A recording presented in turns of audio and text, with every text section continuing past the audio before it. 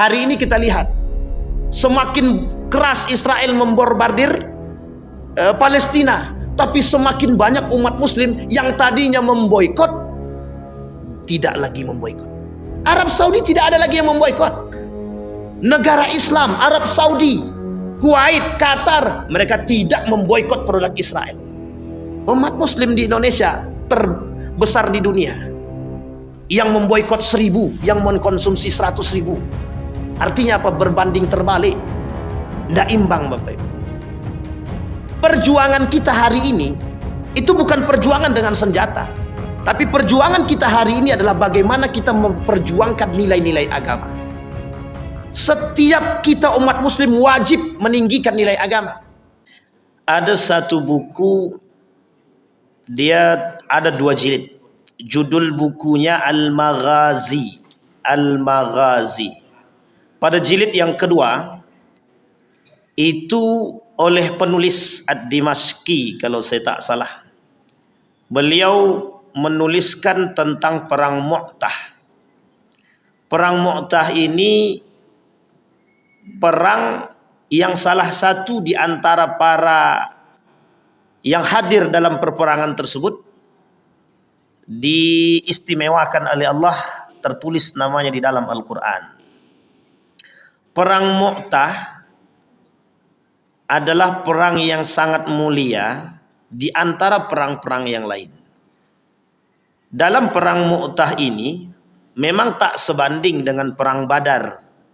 Perang Badar itu sampai Allah katakan kepada baginda Nabi Muhammad SAW, tidak ada yang boleh mencela ahlul Badar. Badar itu orang-orang yang ikut perang Badar, munafikkah dia, baikkah dia, atau tidak baikkah dia, atau munafikkah dia, mereka ahlul jannah. Itu tidak boleh dicela itu, Bapak Ibu. Salah satu yang ikut perang Badar itu banyak daripada ada namanya Marwan dan Abu Ubaid bin Salul, itu orang munafik, dan itu tetap mendapatkan kemuliaan. Tetapi sebagian lagi ada nama-nama tertentu yang pada perang Uhud itu dikecam oleh baginda Nabi Muhammad sallallahu alaihi wasallam. Perang Mu'tah 629 terjadi pada tahun 629. Ini perang yang cukup unik. Nabi tahu, Nabi bercerita tentang perang Mu'tah, perang sedang terjadi, Nabi bercerita. Dan Nabi tahu siapa yang mati dalam perang itu. Dan Nabi sampaikan ketika bercerita. Satu ketika, Nabi sedang melaksanakan salat dengan para sahabat. Setelah melaksanakan salat, diperintahkanlah oleh Nabi beberapa orang untuk satu orang untuk mengantarkan surat kepada raja kafir tentang pernyataan Nabi untuk mengajak kepada agama Islam. Risalah, surat. Ketika surat tersebut sampai dan orang yang datang tadi juga sampai, seketika di tengah perjalanan disambut oleh panglima perbatasan daripada negara tersebut. Sehingga kemudian dalam perbatasan itu, dalam beberapa riwayat diceritakan, utusan Nabi itu dibunuh, dipenggal kepalanya. Jadi cara pembunuhannya juga sadis, itu dibunuh kepalanya. Ketika dibunuh, kemudian dipenggal kepalanya, dihadiahkanlah, dan jasadnya dibuang, menunjukkan keganasan. Sampai berita itu kepada baginda Nabi Muhammad SAW. Bapak Ibu sekalian yang berbahagia, tempat perperangan ini jauh. Kalau dulu Bapak pernah mendengar nama Ahlus Syam, tahu Syam Bapak Ibu? Yordania, tahu Yordania? Sudah ada yang pernah pergi ke sana? Kita doakan. Sebelum ke Mekah, jangan ke sana dulu. Kita doakan Bapak Ibu berangkat ke Tanah Suci, amin. Setelah itu mau ke Yordania boleh. Tapi di Yordania itu Bapak Ibu, itu negara yang paling terkenal ketika dipimpin oleh Muawiyah. Jadi Muawiyah itu, Syam, itu adalah ahlulnya Muawiyah. Ketika Muawiyah bin Abi Sufyan diperintahkan oleh diperintahkan oleh Abu Bakrin Siddiq, oleh Umar bin Al-Khattab untuk menjadi gubernur di Syam. Semenjak Muawiyah menjadi gubernur di Syam, itu kota Yordania yang sekarang, atau Damaskus atau Yordania, itu yang sekarang itu menjadi berubah drastis. Yang pada masa Nabi hanya sebatas padang pasir saja. Hanya ada segelintir tempat saja. Tapi pada masa Muawiyah itu sangat berjaya, karena memang Muawiyah ini terkenal orang yang sangat gagah, perkasa dan cerdas dan baik dan adil ketika itu. Sehingga oleh Umar bin Khattab diperintahkan untuk masuk ke Syam. Yang paling tepat untuk Ahlus Syam itu memang Muawiyah. Sementara sebagian lagi yang lain ada di Persia, ada di Mesir dan lain sebagainya. Dipindah-pindah gubernur-gubernur tersebut. Sehingga pada masa kepemimpinan Umar bin Khattab itu, ketika Muawiyah diperintahkan jadi gubernur, perkembangan pesat pada perekonomian, keamanan, militernya. Oh, itu strategi yang dibangun oleh Syam, yang dibangun oleh Muawiyah itu sangat bagus sekali. Sehingga Bapak Ibu, kota ini ada namanya Balqa. Di antara perbatasan Syam itu ada namanya Balqa. Di pinggir kanannya Balqa tersebut ada yang disebut dalam sejarah itu daerahnya Mu'tah. Dia enaknya pakai syasah, kalau pakai layar bisa kita lihatkan. Namanya Mu'tah. Di daerah Mu'tah, nama daerahnya itu Mu'tah. Jadi kenapa perang ini disebut dengan perang Mu'tah? Karena perang itu terjadi di Mu'tah. Di Mu'tah berada di perbatasan Yordania, kemudian tak jauh dari kota Balqa. Pada tahun 629. Jadi cukup lama. Kalau bahasa 600 itu berarti abad keberapa itu? Abad ke-6. Abad ke-7. Abad ke-7. Dan dalam sejarah pada abad ke-7 itu terjadi ekspedisi besar-besaran. Pada abad ke-7 itu terjadi ekspedisi besar-besaran. Ali bin Abi Thalib dan beberapa para sahabat itu keluar daerah, keluar negeri, termasuk Nusantara ketika itu. Salah satu yang sampai ke sini itu adalah Ali bin Abi Thalib yang ke Nusantara. Saya tidak tahu apakah persisnya di Indonesia atau tidak, kita tidak tahu. Dan itu ekspedisi pertama keluar sampai ke daerah Nusantara. Ketika itu tidak ada Indonesia, yang ada namanya Nusantara. Nusantara itu semua Asia. Itu Nusantara namanya. Baik, kembali kepada masalah tadi. Ketika pada tanggal 8, pada abad ke-8, sebagian lagi mengatakan abad ke-8, sebagian mengatakan abad ke-7, pada bulan Jumadal Ula, ada perperangan yang disebut dengan Ghazwatu Jaisil Umara. Jadi dalam perang itu, Jaisil Umara ini maksudnya begini. Perang Mu'tah itu nama lainnya adalah Ghazwatu Jaisil Umara. Di dalam perang Mu'tah ini, itu para tentara-tentara elitnya Rasulullah turun. Termasuk orang yang kelak bakal diagung-agungkan oleh baginda Nabi, yang merobohkan tentara kaum muslimin di Uhud. Siapa namanya Bapak Ibu? Khalid bin Walid. Yang merobohkan tentara kaum muslimin di Uhud pada perang yang kedua, tapi disebut oleh Nabi sebagai pedangnya Allah. Dan itu disebut dalam sejarah satu-satunya Rasulullah memuji orang yang dulu pernah menghancurkan Islam di perang Uhud. Strategi Khalid bin Walid pada perang Uhud itu tidak ada yang mengalahkan. Sudah terbukti kehebatan Khalid bin Walid itu ketika perang Uhud. Semua orang membuktikan. Khalid bin Walid sengaja menyuruh orang-orang yang ingin berperang dengan Nabi kafir Quraisy tadi pada Uhud pertama, itu orang-orang yang memang garda terdepan dengan harta rampasan yang cukup. Dengan harta yang cukup, bukan harta rampasan, dengan harta yang cukup. Sehingga di bawah Jabal Rumat, kalau Bapak Ibu berangkat ke Mekah, ada namanya gunung bukit yang kecil. Di antara di sekeliling bukit Uhud itu, bukit Uhud itu panjang membentang, yang paling tinggi. Di bawahnya ada namanya Jabal Rumat yang paling kecil, tempat pemanah. Itu sengaja. Ternyata oleh Khalid bin Walid itu sengaja. Disuruh garda terdepan tadi, panglima-panglima perangnya kafir Quraisy tadi, dan sama mereka ada harta-harta.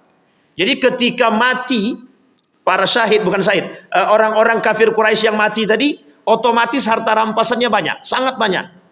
Dan itu ternyata pancingan oleh Khalid bin Walid terhadap kaum munafik yang ikut berperang pada Uhud itu. Jadi uniknya, strategi yang dibangun oleh oleh Khalid bin Walid tahu persis kalau pemanah yang di atas tuh akan turun. Coba bayangkan. Sehingga pada perang Mu'tah itu umat muslim perang yang pertama kalah. Bukan kalah sebenarnya. Diajak mundur oleh Khalid bin Walid setelah 3 orang yang dikatakan oleh Nabi sebagai ahlul jannah. 3 orang. Yang Nabi bercerita mereka dalam perang, Nabi sampaikan sepersis kejadian yang disampaikan oleh Nabi persis seperti apa yang terjadi di medan perang. Ini kelebihan perang Mu'tah. Makanya disebut di sini perang Mu'tah dan mukjizat Rasulullah. Jadi mukjizatnya Rasulullah adalah salah satu bentuk dalam perang Mu'tah tadi. Nabi sedang bercerita, mereka sedang berperang, kejadian perperangan itu diceritakan oleh Nabi. Nabi tak ikut perang. Nabi tak ikut. Nabi di Madinah tak ikut perang. Tapi dalam perang itu Nabi bercerita. Sama seperti halnya Umar bin Khattab ketika naik jadi seorang khalifah, naik ke atas mimbar. Sedang khutbah, sahabat disuruhnya berperang, ekspansi, perluasan wilayah. Ketika sedang berperang, Umar bin Khattab sedang khutbah. Ketika terjadi perperangan tersebut, dalam perperangan itu ada salah seorang sahabat itu yang mengatakan, ayo kita mundur. Kata Umar bin Khattab dalam khutbahnya itu, maju. Ternyata kalimat itu bukan diserahkan pada khutbah itu, tapi untuk orang yang di sana. Oh, ini lain cerita ya Bapak Ibu ya. Ini tidak masuk dalam akal manusia. Ini agak-agak sedikit keluar jalur gitu. Tapi kembali kepada poin tadi, sama. Kesucian hati seorang muslim itu bisa menembus yang tidak dimiliki oleh yang lain. Itu kebersihan hati.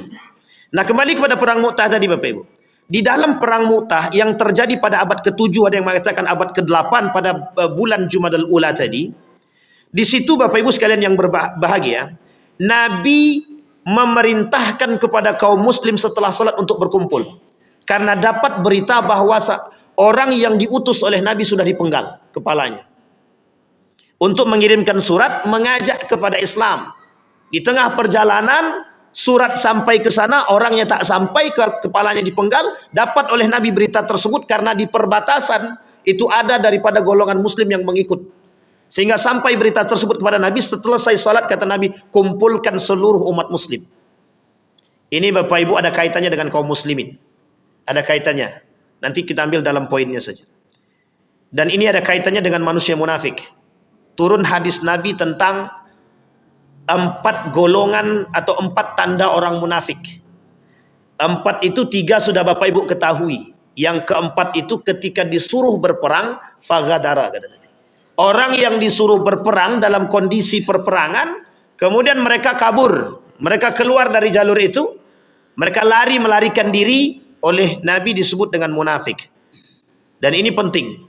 Karena nanti dalam sejarah perang Mu'tah, ada beberapa sahabat yang keluar dan lari, mengundurkan diri daripada perperangan itu, kemudian mereka sampaikan kepada Nabi. Baik. Kembali kepada perang Mu'tah. Setelah dikumpulkan oleh Nabi, orang-orang tadi, dikumpulkan oleh Nabi, setelah selesai sholat itu, kemudian Nabi perintahkan. Apa kata Nabi? Akan ditunjuk panglima perangnya. Yang ditunjuk oleh Nabi dalam panglima perang tersebut ada 3 orang. Yang pertama Zaid bin Harithah. Bapak Ibu kenal dengan Zaid bin Harithah? Ada yang tahu Bapak Ibu? Anak angkat Rasulullah. Ada lagi yang tahu? Siapa Zaid bin Harithah ini? Dari yang hadir cuma 1 yang tahu. Bapak Ibu tahu Andre Taulani? Wah, heboh kan? Kalau Andre Taulani tahu. Raffi Ahmad tahu ya? Itu tidak lebih populer sebenarnya di Aras itu daripada Zaid bin Harithah. Zaid bin Harithah itu anak angkat Nabi yang oleh ibundanya dibawa untuk bertemu dengan Nabi. Sebelum bertemu dengan Nabi, Zaid bin Harithah ini itu diajak oleh ibunda dari perbatasan daerah dia, ingin balik ke kampung halaman. Sampai di perbatasan, melihat dari atas gunung ke kampung halaman, itu kampung halamannya sudah dibombardir. Kelihatan oleh kafir Quraisy melihat keberadaan Zaid ibn Harithah dan ibunya dikejar oleh para penunggang kuda kafir Quraisy, dan ketangkaplah Zaid bin Harithah ini. Setelah tertangkap Zaid bin Harithah ini dijadikan budak tawanan, dijuallah sebesar 600 dirham. Ketika dijual 600 dirham bersama budak-budak yang lain, maka Zaid bin Harithah ini diambil oleh paman daripada Siti Khadijah, yang kelak paman Siti Khadijah menyerahkan Zaid bin Harithah sebagai budak kepada baginda Nabi dan Khadijah. Dijadikan budak oleh Siti Khadijah dan Rasulullah, tapi diperlakukan layaknya sebagai seorang anak. Tapi Zaid bin Harithah punya kecerdasan yang sangat-sangat cerdas, sehingga Zaid bin Harithah, orang tuanya sedang bingung mencari keberadaan Zaid bin Harithah, sementara Zaid bin Harithah merasakan kenikmatan bersama baginda Nabi Muhammad SAW. 2 tahun pertama Nabi, apa kata Nabi? Aku bebaskan engkau menjadi budak. Dibebaskan oleh Nabi menjadi budak. Tetapi ketika dia dibebaskan menjadi budak, dia tetap bersama Nabi, tinggal bersama Nabi, tapi sudah menjadi manusia merdeka. Dan ini kelak menjadi seorang yang sangat disayang oleh baginda Nabi Muhammad sallallahu alaihi wasallam. Apa kata Nabi? Allah abadikan nama Zaid ini di dalam Al-Qur'an. Allah abadikan nama dia di dalam Al-Qur'an. Saking mulianya Zaid itu, ketika Zaid bin Harithah bersama dengan baginda Nabi Muhammad sallallahu alaihi wasallam, semua Zaid ini terkenal dengan kecerdasannya dan hafal Al-Quran. Di usia yang sangat belia dengan kecerdasannya dia hafal. Singkat cerita Bapak Ibu sekalian yang berbahagia, orang tua Zaid bin Harithah mendapat kabar bahwa di Mekah Zaid bin Harithah ditemukan. Jadi para pengembala yang datang dari kampung mereka, Basrah, ingin melihat Zaid bin Harithah, mereka berdagang di Mekah, kemudian bertemu dengan Zaid bin Harithah. Apa kata Zaid? Sampaikan beritaku kepada orang tuaku bahwa aku dalam keadaan baik. Jadi kehilangannya ketika diambil kemudian dijadikan budak. Setelah itu hampir 10 tahun tidak ketemu. Orang tuanya sudah stres. Singkat cerita, dapatlah berita bahwa anaknya di Mekah, orang tuanya datang. Ayahnya datang bersama pamannya. Sampai di situ disuruh pilih. Apa kata Nabi kepada Zaid? Sekarang engkau pilih saja.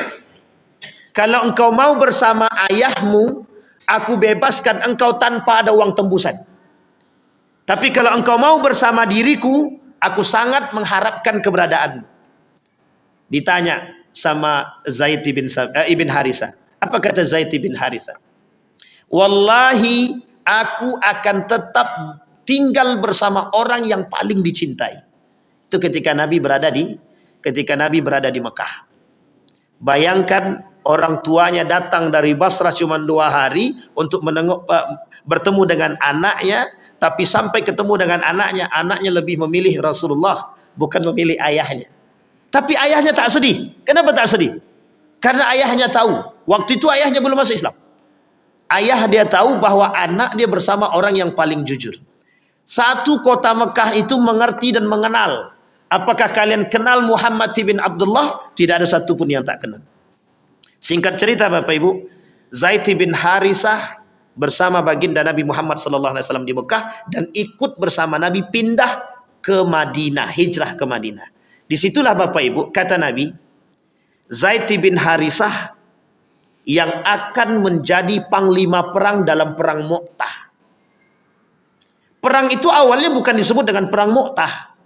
Awalnya ketika tahu keadaan utusan yang diutus oleh Nabi itu dipenggal, Nabi ingin orang-orang ini menyerang negeri Sam. Serang negeri Sam pokoknya. Gimana caranya? Serang. Panglima perangnya disuruhlah Zaid bin Harithah. Tapi Nabi sampaikan, andai kata Zaid bin Harithah terbunuh, kata Nabi, maka panglima perangnya turun kepada Ja'far ibn Abi Talib. Ja'far bin Abi Talib. Ja'far bin Abi Talib ini juga termasuk orang yang dimuliakan. Tapi dalam hadis Nabi nanti disebutkan 3 orang ini ahlul jannah, tapi 2 diantaranya merasakan sa'adah, 1 diantaranya kurang sa'adah. Nanti kembali kepada poin ini. Nah, Kata Nabi, andai kata Ja'far ibn Abi Talib terbunuh, maka panglima perang selanjutnya akan diambil alih Abdullah bin Ruwaha. Sama, ketiga-tiga orang ini punya cerita yang sangat-sangat unik dalam cerita sejarah. Sahabat Nabi tiga orang ini punya cerita yang unik. Kembali kepada Abdullah bin Ruwaha. Bapak Ibu sekalian yang berbahagia, kata semua yang hadir ketika itu semua berangkat perang. Berangkat perang. Ada orang-orang yang ketika diperintahkan oleh Nabi untuk berangkat perang, sampai ke Balqa di perbatasan itu, di antara mereka ada yang mundur. Kenapa? Awalnya jumlahnya itu sedikit. Jumlah musuh itu sedikit. Tidak banyak, cuma 1.000 dalam riwayat. Sementara umat muslim ketika itu ada 3.000. Ternyata kafir Quraisynya menambah berjumlah 100.000. Itu yang membuat umat muslim goyang. Apa jawaban Abdullah bin Ruwaha ketika itu? Yang paling unik dari bahasanya Abdullah bin Ruwaha. Mundur pengecut, maju gentle. Itu bahasa kita hari ini. Tapi kemudian kata Abdullah bin Ruwaha, perperangan kita bukan karena senjata, melainkan perperangan kita karena Allah. Kita bukan karena senjata, kita bukan karena menang. Kita berperang karena Allah. Kalau kalian maju mati, mati syahid. Itulah yang kita harapkan. Di situ Bapak Ibu, semangat juang umat muslim itu timbul. Tapi coba sekarang kita perintahkan kepada anak-anak kita untuk juang, semangat, syahid, masuk surga. Entar dulu. Janjinya surga tapi masih tetap entar dulu. Bapak Ibu berani? Ada bapak-bapak yang di sini siap berangkat ke Palestina untuk jihad? Berani Pak? Siap tuh. Mantap. Kalau ada dana kan? Tak ada dana, bisa berangkat itu. Tapi penting Bapak Ibu. Coba kita bayangkan. Itu memang tidak ada lagi sekarang. Kecuali atuk tuh. Saking semangatnya atuk tuh. Tuh, anak bapak tuh. Cucu ada? Aman cucu aman? Bini tak boleh. Baik. Kembali kepada poin kita Bapak Ibu. Bayangkan. Ketika 3 orang itu diperintahkan oleh Nabi, semua umat muslim sangat semangat. Mereka berangkat ke perbatasan. Sampai di perbatasan Bapak Ibu, sampai di perbatasan, melihat jumlah yang 100.000 dengan jumlah yang 3.000 sangat tidak imbang sekali. Situ goyang kaki. Bukan Bapak Ibu saja. Yang hadir ketika itu orang-orang mukmin, mereka semua gemetar. Tapi apa kata Abdullah bin Ruwaha untuk membangkitkan semangat tadi? Kata Abdullah bin Ruwaha, kita berperang bukan karena senjata. Kita berperang bukan karena menang, tapi kita berperang untuk mendapatkan, berperang karena Allah, dan kalau kita mati, kita syahid. Saking semangatnya Bapak Ibu, perperangan terjadi, bendera pertama dipegang oleh Zaid bin Harithah. Ketika berperang dalam perperangan tersebut, Zaid yang paling pertama kali maju, dan menebas sekian banyak orang, sehingga dikepung Zaid bin Harithah dengan kudanya. Itu pembunuhan Zaid bin Harithah itu unik. Tidak sanggup dengan pedang membunuh Zaid bin Harithah persis seperti membunuh Al-Husain. Jadi Al-Husain itu dengan pedang yang tajam tadi, itu tidak ada yang sanggup berperang dengan pedang kepada Al-Husain. Caranya adalah ditembak dari jauh pakai panah, sampai 10 tembakan panah menusuk ke badan dia, baru kemudian ditombak. Ditombak dulu. Setelah ditombak barulah dipedang. Sama dengan Zaid bin Harithah. Ketika berada di atas kuda, itu tidak ada satupun yang sanggup memedang dia. Sehingga ditembak dengan panah sekitar 20 panahan. Masuk ke badan Zaid bin Harithah dan masih hidup. Dan masih hidup. Nah kemudian dia terjatuh. Setelah terjatuh barulah kemudian ditebas. Kemudian bendera tersebut, tapi dalam riwayat yang lain dikatakan begini. Tangan kiri dia memegang bendera. Ketika tangan kiri memegang bendera, itu tangan kirinya putus. Setelah tangan kirinya putus, bendera dipindahkan tangan kanan, diambil dengan tangan kanan dia. Ketika tangan kanan megang bendera, tangan kanannya diputus. Setelah tangan dia putus, barulah ditembak dengan panah. Sekitar 20 tembakan panah, anak panah menusuk kepada badan Zaid bin Harithah. Tapi pada kondisi tersebut, Zaid masih hidup, artinya masih bisa bernafas. Sehingga kemudian di akhir jatuh, barulah kemudian dihabisi, dipedang. Badannya disait, kakinya dipotong. Artinya masih terjadi mutilasi waktu itu. Disambutlah bendera tersebut, diambillah bendera tersebut oleh seperti yang dikatakan oleh Nabi. Siapa namanya? Ja'far ibn Abi Talib. Nabi, perperangan terjadi, Nabi ketika di Madinah mengumpulkan sahabat-sahabat yang tidak ikut berperang. Orang-orang yang tidak ikut berperang ikut bersama Nabi di dalam masjid. Nabi ketika menceritakan itu di Masjidin Nabawi sambil bersandar, Nabi ceritakan. Setelah ini kata Nabi, bendera akan diambil oleh, sama seperti reporter. Kata Nabi, setelah itu bendera akan diambil oleh Ja'far ibn Abi Talib. Persis dalam perjalanan seperti itu. Ketika bendera diambil oleh Ja'far ibn Abi Talib, itu perperangan semakin sengit. Ja'far semakin semangat untuk membunuh. Tapi singkat cerita Bapak Ibu sekalian yang berbahagia, ketika Ja'far sudah mulai terkena satu tembakan, Ja'far turun dari kudanya kemudian dipotong. Sejarah menuliskan dalam sejarah Islam bahwa dalam perperangan orang yang pertama yang melukai binatang adalah Ja'far ibn Abi Talib. Tapi tidak disalahkan oleh Nabi. Tak disalahkan oleh Nabi. Dipotong kakinya, kaki kuda tadi. Tujuannya cuma satu. Ketika kuda itu mati, maka orang kafir Quraisy tidak akan menjadikan kuda itu sebagai tunggangan untuk membunuh kaum muslimin. Karena ternyata orang yang berada di atas kuda itu lebih berbahaya daripada orang yang di bawah. Itu dalam sejarahnya. Oleh para ulama mengatakan, orang yang berperang dengan kuda jauh lebih berani daripada orang yang berperang tanpa kuda. Sehingga kuda itu oleh Ja'far, kakinya keempat-empatnya dipotong. Sehingga kuda tersebut terjatuh, Ja'far pun ikut mati. Diambil kemudian oleh Abdullah bin Ruwaha. Kemudian Abdullah bin Ruwaha pun syahid di medan perang. Ketiga-tiganya yang dipilih oleh Nabi kemudian syahid. Sehingga muncul seorang pemuda bernama Al-Arqam. Pemuda Al-Arqam tadi mengambil bendera tersebut. Apa katanya dalam perperangan tersebut? Silahkan oleh kalian pilih siapa yang paling berhak menjadi pemimpin panglima perang. Ketika itu Al-Arqam oleh para yang sedang berperang mengatakan, engkau saja, tahu saya yang lain. Arqam tak mau, tidak sanggup katanya. Dan ini bukan bagianku katanya. Langsunglah ketika itu Khalid bin Walid maju. Diambillah bendera tadi oleh Khalid bin Walid. Dengan lantang Khalid mengatakan, mundur. Semua umat muslim mundur. Oleh sebagian sejarah mengatakan terkhusus dalam ceritanya kaum orientalis. Mundurnya umat muslim adalah menunjukkan kelemahan umat muslim dalam perang Mu'tah. Ini yang membaca sejarah ini, maka mereka telah membaca hadis palsu. Dalam hadis tersebut, oleh sebagian ulama, hadis mengatakan umat muslim ketika itu disuruh mundur oleh Khalid bin Walid karena rasa takut mereka dan gentar mereka terhadap musuh yang ada. Tetapi oleh Ibnu Katsir dalam sejarahnya mengatakan tidak. Itu cerita palsu. Bahwa umat muslim ketika itu sengaja disuruh mundur oleh Khalid bin Walid. Kemudian ketika mereka mundur dalam perang Mu'tah, minggir, Khalid bin Walid kemudian membangun satu strategi. Apa yang dibangun oleh Khalid bin Walid?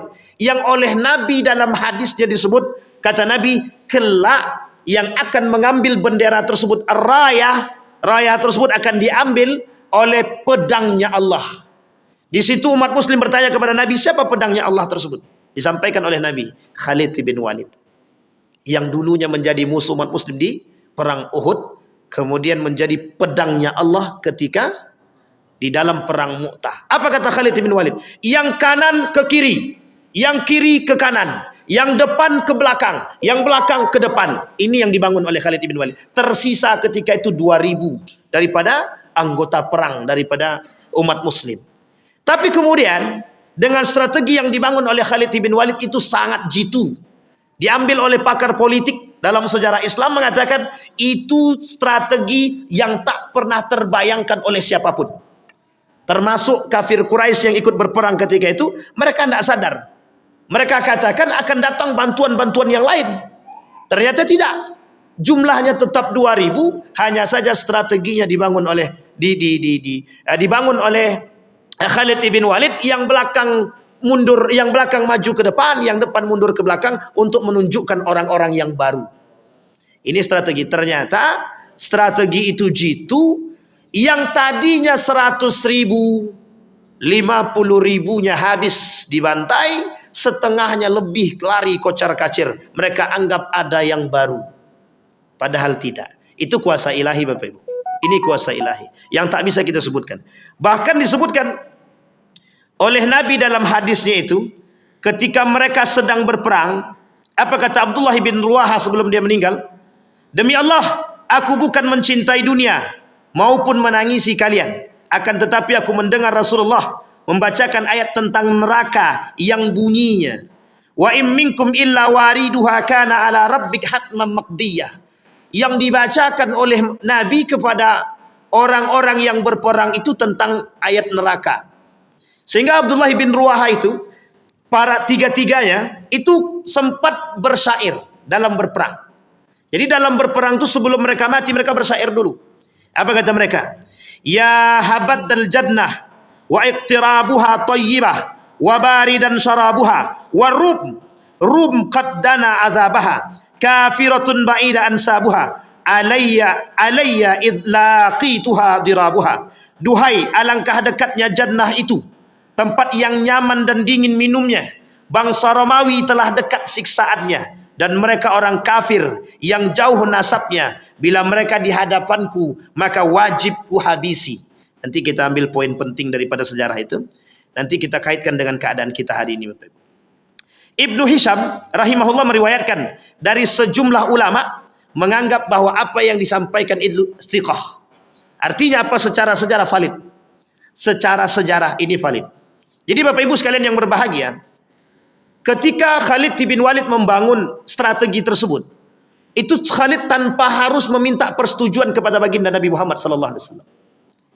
Tapi sebelum mereka berperang, ketika sampai di Balqa tadi, ketika sebelum mereka sampai di Balqa, setelah melihat jumlahnya sekitar 100.000, salah seorang sahabat itu berangkat menuju Madinah untuk ketemu dengan baginda Nabi, untuk meminta persetujuan Nabi.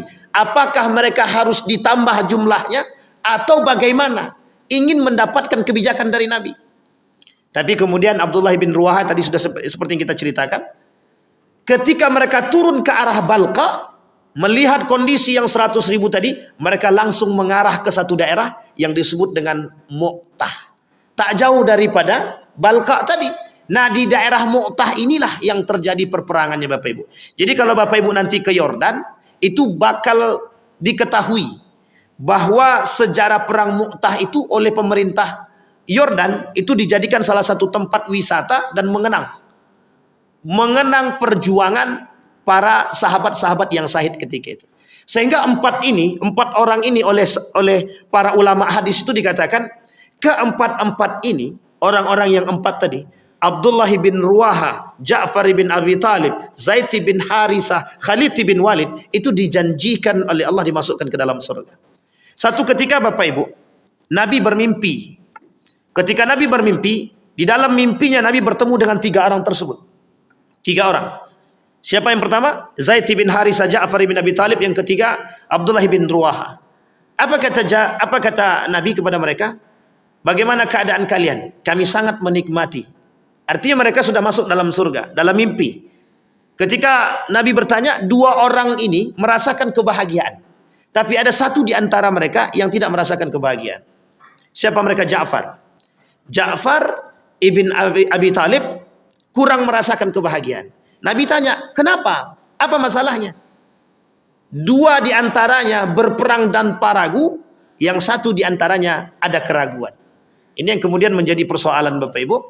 Ja'far ternyata setelah diurut oleh para pakar sejarah, bahwa Ja'far ibn Abi Talib tadi sempat berkata kepada para sahabat yang lain, bagaimana kalau kita kembali untuk meminta kebijakan baginda Nabi? Apakah perperangan ini ditambah daripada orang-orang yang masih ada di Madinah atau mundur? Itu dia, Bapak Ibu. Nah, Bapak Ibu sekalian yang berbahagia, oleh para ulama mengatakan, sejarah Mu'tah ini adalah sejarah menunjukkan mukjizat Nabi. Ketika Nabi duduk bersama para sahabat yang lain sedang berperang, Nabi menceritakan perperangan tersebut sementara Nabi tidak berangkat perang. Jadi Nabi bercerita di Madinah, apa yang Nabi ceritakan dalam kondisi perperangan tersebut semua Nabi sampaikan. Disinilah menunjukkan bahwa Nabi punya mukjizat, bahwa Nabi bisa memperhatikan kejadian yang sedang terjadi. Dan Nabi menceritakan, disampaikan, dan hadis ini sahih. Baik Bapak Ibu sekalian yang berbahagia. Nah, mukjizat Nabi yang tidak dimiliki oleh siapapun. Mukjizat Nabi yang tidak dimiliki oleh siapapun. Ma'asyiral muslimin rahimakumullah. Jadi ketika Umar bin Khattab melakukan hal yang serupa, itu sebenarnya ada. Karena Nabi pernah melakukan hal demikian. Umar bin Khattab ketika khutbah, orang sedang berperang, mundur kata para sahabat dalam perang tersebut, kata Umar bin Khattab, maju. Dan itu dalam khutbah. Sehingga ketika yang hadir khutbah bingung, kenapa Umar bin Khattab nyuruh maju? Ternyata yang dimaksud oleh Umar bin Khattab suruh maju adalah yang sedang berperang. Ada yang begitu Bapak Ibu? Nah, sekarang ada begitu? Sekarang siapa tahu ada calon pemimpin yang maju ketika khutbah Jumat, maju kata dia. Ternyata sedang berkomunikasi dengan yang lain gitu. Baik. Bapak Ibu sekalian, nah, apa faidah daripada perang tersebut? Apa faidah daripada perang Mu'tah ini? Yang pertama Bapak Ibu, perang Mu'tah ini menunjukkan kepada kita, hilangkan rasa takut dalam diri seorang mukmin yang mereka tanamkan adalah kecintaan mereka kepada Allah. Seperti yang dikatakan oleh Abdullah bin Ruwaha. Kata Abdullah bin Ruwaha, kita berperang karena Allah. Bapak Ibu sekalian yang berbahagia, dalam satu riwayat Nabi mengatakan, di dalam diri seorang muslim kelak di akhir zaman itu akan berkurang rasa takut mereka kepada Allah. Nah, itu terjadi Bapak Ibu. Ketakutan umat muslim di akhir zaman kepada Allah itu berkurang. Tetapi ketakutan umat muslim kepada manusia itu bertambah. Sehingga apa yang terjadi Bapak Ibu? Kecintaan mereka kepada Allah itu karena sebab. Kecintaan mereka terhadap manusia karena sebab. Sehingga kecintaan mereka kepada Allah berkurang, kecintaan mereka terhadap manusia yang bertambah. Dan itu persis seperti apa yang dikatakan oleh baginda Nabi Muhammad SAW. Kelak di akhir zaman kata Nabi, orang-orang yang takut kepada Allah itu akan semakin berkurang. Bapak Ibu sekalian yang berbahagia, perlu kita pahami, itu poin yang pertama. Sekarang poin yang kedua Bapak Ibu, daripada perang Mu'tah, kembali kepada ayat yang disampaikan oleh Allah di dalam Al-Quran. Kam min fi'atin qalilatin ghalabat fi'atan katsirah biidznillah. Allah kata, kalau kalian berperang karena aku, Allah menangkan. Sekalipun jumlahnya cuma sedikit. Pertanyaannya adalah, seperti yang dikatakan Nabi dalam hadisnya, kelak umat muslim jumlahnya besar, tapi mereka takut dengan jumlah yang sedikit. Mayoritas kalah dengan minoritas. Itu yang kita alami hari ini. Apa penyebabnya? Karena kita tidak cinta kepada Allah. Karena kita tak takut sama Allah. Yang kita takutkan adalah manusia. Yang ketiga, dalam perperangan Mu'tah tersebut, semua para sahabat meninggalkan anak istrinya dan harta bendanya. Mereka tinggalkan. Kecintaan kami bukan karena dunia. Siapa yang mengatakan? Abdullah bin Ruwaha. Kami bukan cinta terhadap dunia dan kami bukan menangisi kalian. Yang dimaksud dengan kalian di situ adalah oleh para ulama dikatakan anak istri mereka. Artinya apa? Seperti yang dikatakan Nabi dalam hadis Nabi. Kata Nabi, kelak di akhir zaman umat muslim itu penakut. Kenapa mereka penakut? Jumlah banyak tapi penakut. Kenapa penakut? Karena mereka cinta terhadap dunia. Artinya apa? Sama Pak. Hari ini kita lihat semakin keras Israel memborbardir Palestina, tapi semakin banyak umat muslim yang tadinya memboikot tidak lagi memboikot. Arab Saudi tidak ada lagi yang memboikot. Negara Islam, Arab Saudi, Kuwait, Qatar, mereka tidak memboikot produk Israel. Umat muslim di Indonesia terbesar di dunia yang memboikot 1000, yang mengkonsumsi 100.000. Artinya apa? Berbanding terbalik. Tidak imbang Bapak Ibu. Perjuangan kita hari ini itu bukan perjuangan dengan senjata, tapi perjuangan kita hari ini adalah bagaimana kita memperjuangkan nilai-nilai agama. Setiap kita umat muslim wajib meninggikan nilai agama. Para sahabat Nabi yang mereka tinggikan dalam perperangan mereka nilai agama. Sehingga yang mereka harapkan cuma satu, mati syahid. Yang mereka harapkan cuma mati syahid. Oh, sekarang kami tak bisa mati syahid. Siapa bilang? Di antara kita hari ini Bapak Ibu yang mempertahankan harga diri dan kehormatan agama dalam kehidupan dia dan mati dia dalam mempertahankan nilai agama, mati syahid. Sama Pak. Seorang istri ketika sedang mengandung, meninggal dalam berjuang melahirkan, itu mati syahid itu. Seorang ayah sedang mencari rezeki yang halal untuk anak istri dia, di tengah jalan dia meninggal, mati syahid dan layak masuk ke dalam surga. Jadi Bapak Ibu sekalian yang berbahagia, itu penting untuk kita pahami. Itu poin yang keempat. Sekarang poin yang kelima Bapak Ibu. Poin yang kelima daripada hadis tersebut. Ketika dalam perang, di dalam perperangan, itu boleh saja membawa bekal. Jadi Bapak Ibu, Nabi menyampaikan kepada sahabat yang mau berperang tadi, kalian dalam perperangan bawa perbekalan. Kenapa? Karena ketika ketika Ja'far ibn Abi Thalib dalam perperangan, ketika tangan dia sudah putus satu, itu datang sahabat yang mengantarkan air minum. Minum air ini. Agar apa? Agar semangatmu semakin tumbuh. Setelah diminum, sedang minum, itu musuh kemudian membardir. Ketika melihat musuh membombardir, air yang di tangan dibuang oleh Ja'far ibn Abi Thalib, kemudian Ja'far semakin maju. Akhirnya syahid Bapak Ibu. Artinya apa? Urat takutnya sudah hilang. Urat takutnya sudah hilang. Yang keenam, diperbolehkan memberitahukan kematian seseorang kepada khalayak umum. Nabi sampaikan. Ketika Nabi duduk dengan para sahabat, Nabi sampaikan. Zaid bin Harisah syahid. Ja'far bin Abi Thalib syahid. Kemudian Abdullah bin Ruwahah syahid. Seketika datang anak istri daripada Ja'far bin Abi Thalib ketika Nabi menyampaikan hal demikian. Apa kata istrinya? Menangislah istri tersebut. Kemudian Rasulullah keluar dari masjid tersebut. Apa kata Rasulullah? Wahai kalian, masaklah untuk Ja'far bin Abi Thalib dan ahli. Artinya apa? Nabi perintahkan kepada ahlul Madinah ketika itu untuk masak besar, memperingati kematian daripada Ja'far bin Abi Thalib untuk membahagiakan keluarga yang ditinggalkan. Jangan sampai bersedih karena masih ada umat muslim yang akan menjaga mereka. Itu Bapak Ibu sekalian yang berbahagia yang terjadi pada masa itu. Kemudian selanjutnya, boleh menggantungkan kepemimpinan kepada sejumlah orang secara urut seperti yang dilakukan oleh baginda Nabi Muhammad SAW. Artinya Bapak Ibu sekalian yang berbahagia, siapapun calon pemimpin yang akan menjadi pemimpin umat muslim, itu tidak masalah siapapun di antara mereka. Tetapi Bapak Ibu, di antara mereka harus punya ketaatan yang baik, kekuatan yang bagus, keberanian mental yang kuat.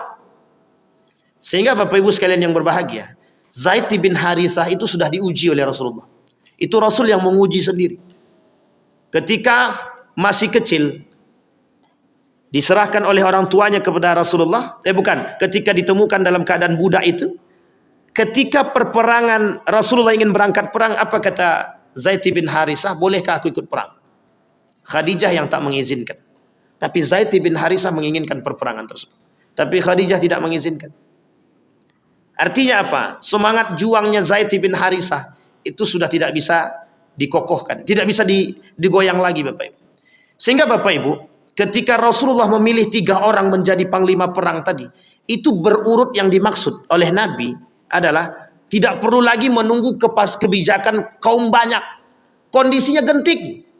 Kondisi genting itu tidak bisa. Coba balik ke belakang, tengok dulu, siapa tahu ada yang paling kuat bisa jadi pemimpin. Dah mati dulu, ada yang depan. Artinya apa? Kita butuh pemimpin yang tegas, yang berani mengambil kebijakan. Nah, ini tidak ada kaitannya dengan pilkada, tapi kalau mau dikaitkan, kaitkanlah. Artinya apa? Butuh pemimpin yang berani dan tegas, yang berani mengambil kebijakan. Seperti yang dilakukan oleh Ja'far bin Abi Thalib. Bayangkan Ja'far itu dicela oleh ulama hadis. Kenapa dicela? Karena membunuh binatang. Satu-satunya dalam perperangan Islam yang terjadi, seorang Ja'far yang pernah membunuh binatang. Nah, kita kan tak berperang dengan pedang sekarang nih. Jadi kita tak membunuh binatang. Baik Bapak Ibu. Terdapat perbedaan derajat antara satu sahabat dengan sahabat lainnya yang mati syahid karena perbedaan keberanian dan ketulusan mereka. Itu jelas Bapak Ibu. Yang tahu adalah urusan Allah. Ada orang yang berjuang karena gengsi. Ada orang yang berjuang karena cinta kepada Allah. Ini terjadi Bapak Ibu dalam perang Tabuk. Ketika Nabi memerintahkan para sahabat untuk perang Tabuk, itu ada seorang pemuda dari kaum munafik itu tidak mau berperang. Ketika tidak mau berperang, yang lain sudah berperang dan keluar semua. Sehingga ketika orang sudah berangkat perang, dia keluar dari rumah dan dihina oleh wanita-wanita yang tertinggal ketika itu. Apa kata kaum wanita? Kenapa kau laki-laki tapi tak berperang? Bahasa kita adalah laki-laki yang tak berperang ketika itu oleh kita hari ini disebut dengan apa, Pak? Ya itulah pokoknya. Janganlah disebut di sini, agak kurang tepat. Artinya apa? Ya itulah pokoknya. Apa bahasa lain yang bagusnya saya kurang tahu juga. Jadi tidak layak dipanggil seorang laki-laki karena dianggap tidak laki-laki. Singkat cerita Bapak Ibu, ketika perempuan menghina laki-laki tersebut, dia pergi ke belakang rumahnya, diambil kudanya. Ketika diambil kudanya, dia berangkat berperang dengan gagah berani. Sampai sahabat kaget, loh itu siapa pemuda? Kok berperang dengan gagah berani sekali? Sehingga pemuda tersebut, sehingga sahabat menyampaikan kepada Nabi, ya Nabi, lihatlah Fulan ibn Fulan berperang dengan gagah. Apa kata Nabi? Dia berperang bukan karena aku dan Allah, tapi dia berperang karena harga diri dia. Ada orang yang berperang dengan harga diri? Ada orang yang, mohon maaf, berusaha menunjukkan siapa diri dia, tapi bukan karena Allah, tapi karena harga diri dan kehormatan. Bapak Ibu sekalian yang berbahagia, di dalam perang Mu'tah itu sendiri bermunculan kaum-kaum yang sengaja ingin mundur dari situ. Itu yang disebut dengan kaum munafik. Kata Nabi, salah satu tanda kaum munafik yang ketika diperintahkan oleh Nabi untuk berperang, mereka mundur daripada perperangan tersebut.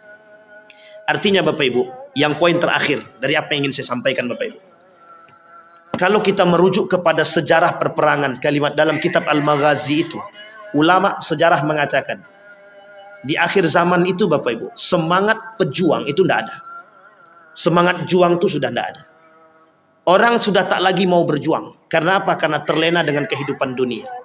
Maka Bapak Ibu, saya berharap kepada kita semua yang belajar tentang sejarah perjuangan umat muslim, hendaknya di dalam diri kita tertanam bagaimana semangat memperjuangkan kalimat la ilaha illallah. Apa maksudnya? Setiap orang yang di dalam dirinya tertanam semangat juang, itu mustahil bagi mereka ketika melihat kemungkaran mereka diam. Itu mustahil. Tapi hari ini orang berpikiran setiap kemungkaran yang terjadi, mereka katakan itu urusan mereka dan bukan urusanku. Artinya apa?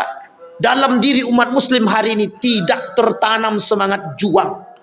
Mereka melihat Palestina cuma sekedar melihat. Palestina berjuang dalam menghadapi kehidupan mereka. Bukan kehidupan mereka yang mereka pertaruhkan di Palestina itu. Mereka mempertaruhkan Baitul Maqdis yang sudah menjadi bagian dari diri mereka. Kewajiban umat muslim, bukan Palestina, menjaga Baitul Maqdis. Itu bukan kewajiban Palestina, tapi kewajiban kita umat muslim. Sehingga Bapak Ibu, salah satu perjuangan yang paling rendah yang dilakukan umat muslim hari ini adalah mendoakan masyarakat Palestina. Tapi yang paling kuat yang bisa kita lakukan hari ini, kalaupun kita tak sampai ke sana, jangan pernah berhenti memboikot produk Israel. Jangan pernah berhenti. Sekalipun Saudi, negara-negara Islam yang lain tidak memboikot produk Israel. Paling tidak itu Bapak Ibu. Bapak Ibu mengangkat senjata ke sana tak mungkin. Bakhtiar Nasir, Ustadz Bakhtiar Nasir tak bisa berangkat ke sana. Dia buat satu gerakan bersama polisi-polisi itu dengan motor gedenya, mereka keliling Indonesia untuk menyatakan keberpihakan mereka terhadap Palestina, dan mereka katakan bahwa mereka tidak sendirian. Artinya Bapak Ibu, kita butuh semangat itu. Hari ini kita butuh semangat itu. Dan yang paling terakhir Bapak Ibu, tolong tanamkan dalam diri kita semangat juang. Yang paling penting adalah memperjuangkan nilai-nilai agama dalam kehidupan kita, keluarga kita, dan dalam kehidupan sehari-hari yang selalu digadang-gadangkan oleh kaum kafir Quraisy, terutama orientalis atau kaum liberal. Kaum liberal itu berjuang menjauhkan kita dari agama. Kenapa kita tidak berjuang menjaga nilai agama? Saya kira itu saja, mudah-mudahan bermanfaat bagi kita semua Bapak Ibu. Sebelum kita tutup, Bapak Ibu sekalian yang berbahagia, mohon kesediaan Bapak Ibu semua, kerelaan hati, keikhlasan dan keridhaannya untuk mendoakan saudara kita yang sedang sakit.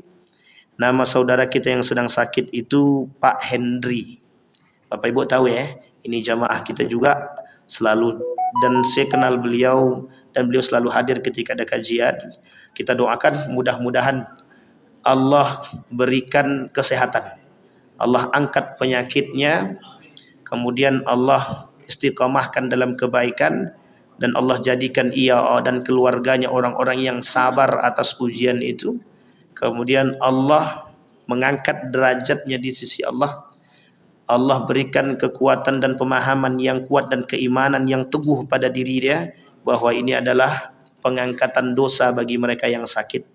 Dan bagi sahabat-sahabat kita yang sakit yang lainnya, mudah-mudahan Allah juga mengangkat penyakit mereka, Allah sembuhkan, Allah kuatkan. A'udzubillahi minasyaitonir rajim. Bismillahirrahmanirrahim. Alhamdulillahirabbil alamin. Hamdasy syakirin, hamdan na'imin, hamdan yuwafi ni'amahu wa yukafi'u mazidah. Ya Rabbana lakal hamdu kama yanbaghi li jalali wajhikal karim wa 'azimi sultanik. Allahumma ighfir lana dhunubana wa dhunuba walidina warhamhuma kama rabbayana shighara. Allahumma rabban nas adhibil ba'sa ishfihim. Allahumma rabban nas adhibil ba'sa ishfi li jami'i maradil muslimina wal muslimat wal mu'minina wal mu'minat wa khasatan li akhina Henry. Ya Allah, ishfihim anta syafi la shifaa illa shifaa'uk shifaa'an la yughadiru saqama wala alama. Allahumma faqihna fid din wa 'allimna ta'wil.